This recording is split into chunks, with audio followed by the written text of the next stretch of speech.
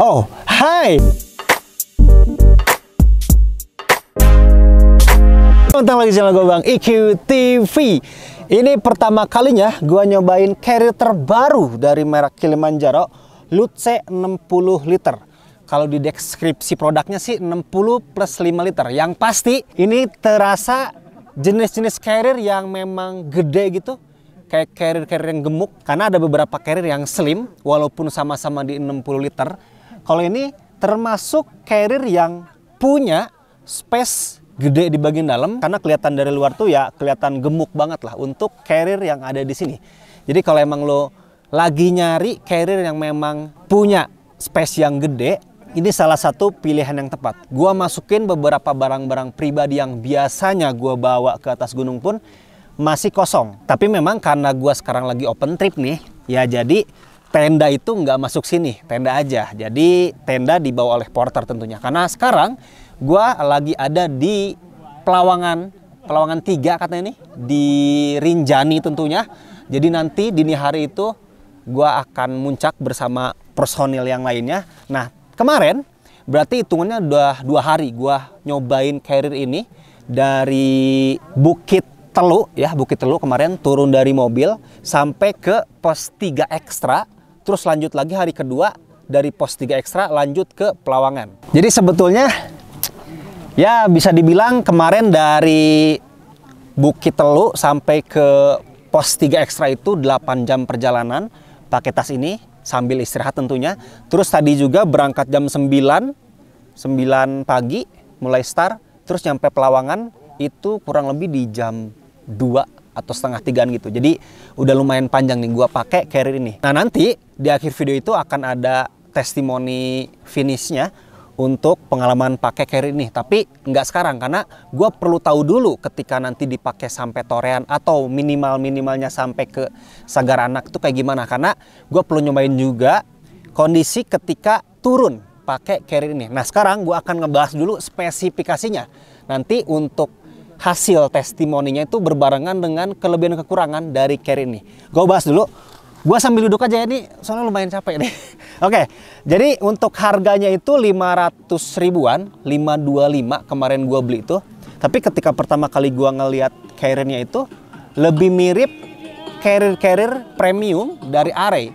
Tapi kan harganya beda ya, harganya itu 1 juta ke atas, 1,2 kalau nggak salah, 1,250 untuk yang ribbonnya atau yang upgrade version. Kalau ini 500 ribuan. Untuk warnanya itu ada warna hitam kayak gini, terus ada warna orange juga. Nanti gue liatin karena ada yang berwarna orange, terus ada warna light gray kayak itu, warna-warna yang lebih cerah. Kalau gue ini pilih warna hitam karena memang gue jorok orangnya, jadi gue pilih yang warna hitam di sini. Kalau lu lihat secara detail, di sini pakai bahan nylon Dalby nih, pakai bahan nylon Dalby yang warna hitam ini.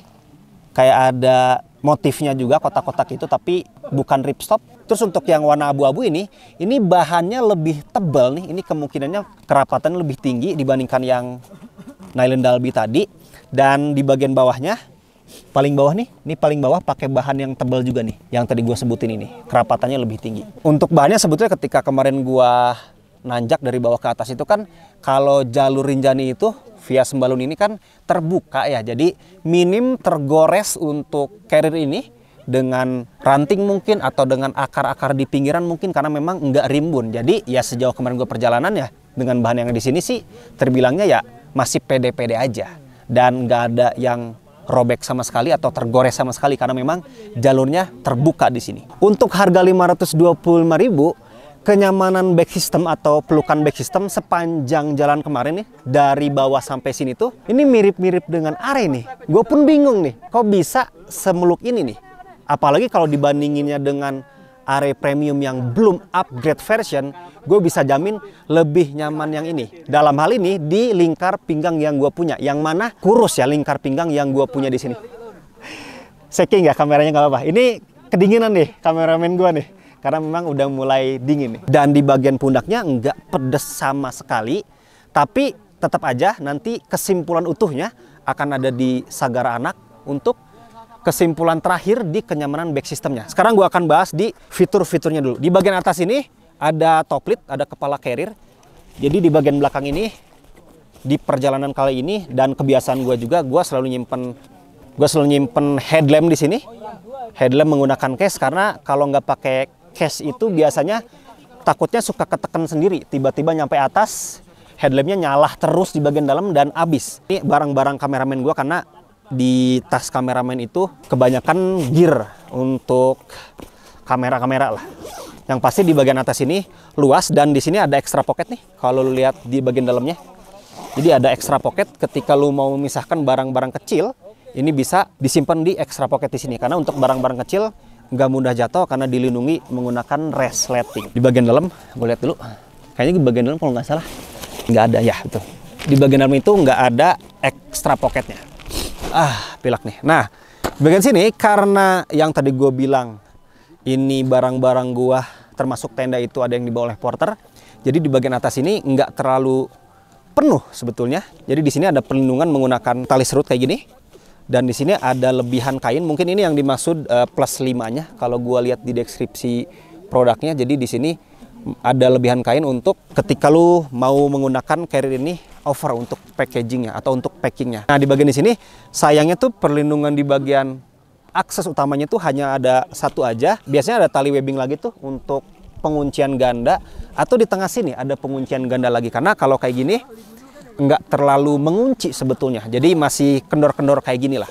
Untuk penguncian di akses utamanya atau menuju akses utamanya. Nah di bagian depannya di sini ada beberapa tali webbing yang membentang. Yang atas ini untuk membuka front pocket dan di sini untuk perlindungan front pocket juga. Dan bisa untuk penyimpanan beberapa produk diikat oleh tali webbing dan buckle yang ada di sini. Dan di sini langsung kelihatan ada front pocket. Gua simpen untuk jaket windproof gua karena gua yakin ketika istirahat lama itu ya suhu badan turun jadi agak dingin badan, jadi gua harus menghangatkan lagi menggunakan jaket running kayak gini karena windproof. Terus di sini ada jas hujan, lebih tepatnya ini celana jas hujannya. Nah, di sini ada ponco sama celana jas hujan karena enaknya lu punya carrier dengan adanya front pocket kayak gini, barang-barang yang diperlukan secara darurat pengambilannya bisa digapai secara cepat. Cuman sayangnya di sini bukan pakai bahan-bahan elastis nih di pinggirannya, tapi pakai bahan utamanya. Jadi nggak bisa terlalu nyimpen barang-barang yang banyak. Jadi pergangannya sempit sebetulnya. Tapi ya sejauh ini keperluan gua hanya untuk ponco dan celana dan jaket windproof itu ya masih aman. Nah di sini sebetulnya ada satu fitur lagi yaitu quick access nih. Nih bagian atas ini ada resleting, tinggal lu buka. Tapi untuk pendakian sekarang, untuk quick access ini tidak terlalu gua fungsikan karena gua melapisi dengan trash bag di bagian dalamnya karena jaga-jaga hujan nih. Kalau ke Gede kemarin gua nggak pakai trash bag, jadi quick accessnya sebetulnya tidak terlalu banyak gua gunakan di sini. Tapi kalau emang lu seseorang yang mengutamakan quick access di bagian tengah di sebuah carrier, ini ada quick access yang gede banget. Jadi lu bisa manfaatkan untuk pengambilan barang secara cepat di bagian depan sini. Agar untuk ngambil barang-barang yang di bawah itu nggak perlu digapai dari atas juga. Ya karena pendakian kali ini tendanya udah dibawa oleh porter, yang mana biasanya gua ngambil tenda itu melalui quick access, sekarang quick accessnya nggak terlalu gua gunakan. Di bagian bawah, di sini ada quick access satu lagi nih. Ini lebih ke untuk pengambilan tenda nih di bagian bawah ini. Ada sleeping bag sama sleeping pad gua di sini. Terus pertanyaannya, bisa gak bang kita tetap pakai trash bag biar aman, tapi quick accessnya bisa berfungsi dengan maksimal? Bisa banget. Paling dibagi dua, ada dua plastik. Plastik pertama di bagian bawah itu untuk tenda, sleeping bag, sleeping pad, dan lain-lain. Flysheet juga mungkin. Untuk di bagian atas, barang-barang yang kemungkinannya dikeluarkannya belakangan gitu. Ketika di dalam tenda, untuk pakaian ganti dan lain-lain bisa dimasukin ke trash bag yang satu lagi di bagian atas ini. Jadi ketika lo mau ngambil di quick access ini, atau lo mau memfungsikan quick accessnya, bisa karena trash bagnya udah lo pisahkan di sini. Ada trash bag bawah dan ada trash bag atas. Untuk di bagian kanan di sini ada tali kompresi. Cukup panjang sebetulnya untuk bagian atas, untuk di bagian bawah juga cukup panjang. Jadi untuk penyimpanan matras di kiri dan kanan masih bisa. Tapi karena gua pakai sleeping pad tentunya nggak gua fungsikan. Terus di sini gua nyimpen tumbler gua di side pocketnya, dan di sini ada scope. Takutnya di tengah jalan gua mules, dan bagusnya di bagian bawah sini pakai bahan utamanya. Jadi ketika barang-barang kayak scope ini kan tajam nih, kalau nusuk ke bagian meshnya ini itu akan mudah jebol. Kalau ini nusuknya ke bahan utamanya. Jadi perlindungan di bagian bawahnya itu tidak rentan jebol duluan lah ketika disimpan barang-barang tajam kayak gini. Nah di bagian kanan sama aja. Di sepanjang perjalanan kemarin 2 hari gua simpan untuk sendal gua, tapi kan sendalnya sekarang dipakai. Nah di bagian back systemnya ini nih yang beda nih. Yang tadi gua bilang nyaman. Jadi back system ini back system yang non adjustable tapi pakai jaring. Jadi bukan pakai bahan-bahan busa yang nempel di punggung lu, tapi pakai jaring, dan tentunya jaring kayak gini biasanya sirkulasi udaranya lebih kerasa lah. Keringat yang dihasilkan oleh punggung lu itu nggak mengendap di busa-busa yang ada di sini karena bukan busa, pakai bahan-bahan jaring kayak gini. Dan yang membuat gua seneng dari sepanjang perjalanan kemarin, di bagian busa shoulder strapnya, di bagian busa hip beltnya, dan lapisannya pun ini lembut dan empuk. Jadi sepanjang perjalanan kemarin sih nggak ada pedas-pedasnya sama sekali, nggak ada pegel-pegelnya sama sekali. Dan di bagian tulang ekor gua pun di sini ada tambahan busa lagi nih dengan lapisan yang lembut juga. Jadi ini terus terang aja nih, untuk ukuran harga 500 ribuan, ini salah satu back system yang nyaman nih sejauh perjalanan gua ini. Nah, nanti kesimpulan akhirnya untuk back systemnya nanti ada di Sagara Anak. Karena gua pengen tahu ketika pakai back system ini sambil posisi turun tuh hasilnya kayak gimana ketika di Sagara Anak. Paling ada satu hal yang memang agak ngeganjel, yaitu di bagian sini nih. Ini kan ada bakal nih. Ini ada bakal, kadang ketika pertama kali pakai carrier-nya itu langsung kerasa mentok. Tapi ketika berjam-jam berjalan sih nggak terjadi nih gesekan yang ada di sini. Nah, nanti untuk back systemnya gue bahas lagi lebih lanjut di Sagara Anak aja. Oke, itu untuk pembahasan carrier ini dari hari pertama, kedua, nanti gua bahas di hari ketiga dan hari keempat di Sagara Anak. Yang minimalnya kesimpulan utuhnya ada di Sagara Anak lah. 3 hari gua pakai carrier ini. Ada posisi naik dan ada posisi turun juga. Oke, udah kelar nih pendakian gua ke Gunung Rinjani. Jadi dari rencana awal itu naik Sembalun, turun ke Torean, ada perubahan rute. Jadi kita naik Sembalun, turun ke Sembalun lagi. Carrier ini sekarang gua ke kesimpulannya, ada kelebihan sama kekurangan yang gua rasain di sepanjang jalur Gunung Rinjani ini. Dari naik sampai ke turun lagi nih, bukan naik doang, karena gua pengen ngerasain juga ketika kondisi turun pakai carrier ini kayak gimana. Ada keluhan lain nggak? Mungkin ada beberapa bagian yang nggak enak atau nggak. Di sini gua udah nyatet beberapa kekurangan dan kelebihannya. Yang pertama, gue ke kelebihannya dulu nih setelah dipakai naik dan turun Sembalun lagi. Yang pertama, di jajaran carrier harga 500 ribuan sih ini bisa jadi andalan nih di bagian hip beltnya. Jadi ini bagian yang paling gue suka sebetulnya, di pelukan hip beltnya ini benar-benar kerasa banget. Dibandingkan carrier 500 ribuan yang pernah gue coba, ini kayaknya bisa dibilang lebih dari 500 ribuan untuk kenyamanan hip belt yang ada di sini. Busa yang di tengah ini sebenarnya simpel doang sedikit, tapi itu nggak ngebuat tulang ekor gua pegel. Ditambah lagi di bagian busa yang ada di hip belt ini sih empuknya ya emang nggak hilang gitu setelah beberapa kali pakai.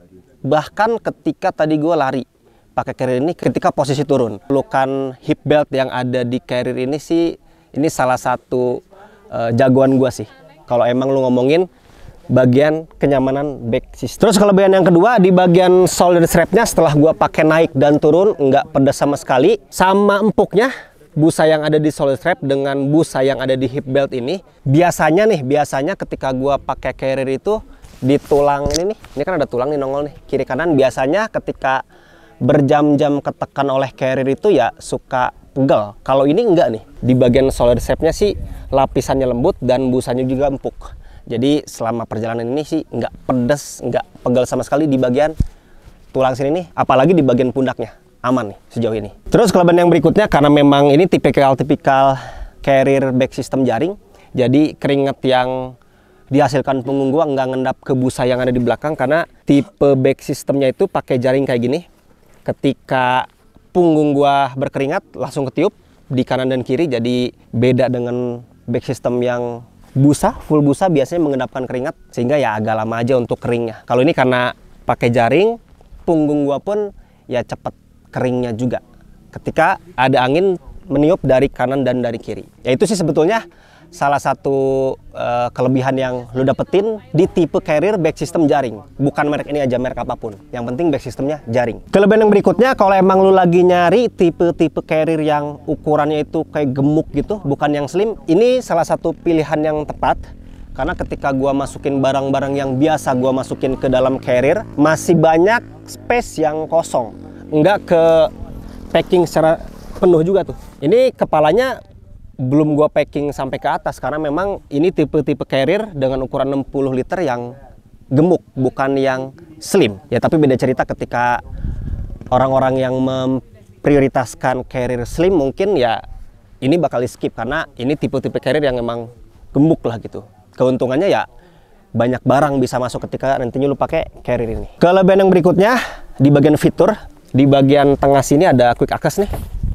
Di bagian bawah juga ada quick access. Biasanya gua gunakan quick access tersebut untuk mengambil tenda di bagian bawah atau barang-barang di bagian tengah. Tapi karena pendakian kali ini itu pakai porter untuk tenda-tendanya, jadi si fitur-fitur yang ada di carrier ini jarang gua gunakan sebetulnya. Tapi untuk next pendakian pasti berguna banget untuk pengambilan barang-barang yang posisinya ada di bawah atau di tengah. Jadi lu nggak perlu ngambil barang dari atas. Jadi bisa melakukan pengambilan secara cepat di tengah dan di bagian bawah. Sekarang gua akan ngomongin kekurangan yang ada di carrier ini. Kekurangannya itu di bagian sini nih. Kekurangan yang pertama, di bagian sini pengunciannya tuh hanya satu ya.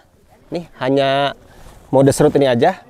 Jadi ketika kosong kayak gini tuh ya nggak tertutup secara rapi aja. Biasa kan ada buckle atau ada tali lagi nih di sebelah sini nih.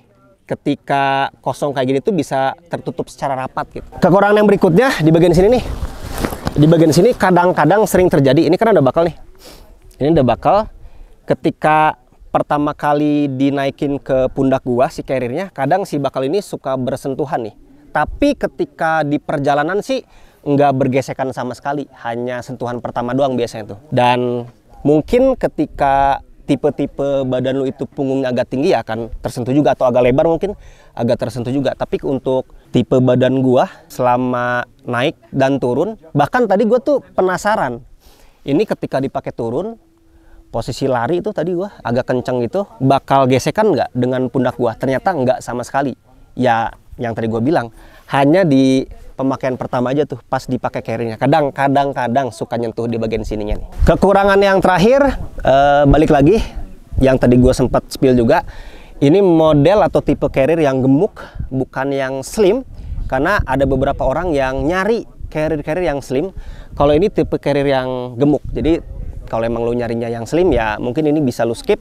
Tapi kalau emang lu cocok dengan tipe carrier yang kayak gini yang emang bisa muat banyak untuk volume ruangan utamanya sehingga terlihat tipe-tipe carrier yang gemuk, ya ini bisa jadi salah satu pilihan tepat sih menurut gua. Ya dengan harga 500 ribuan sih ini selama perjalanan ini gua rasain ini sih recommended.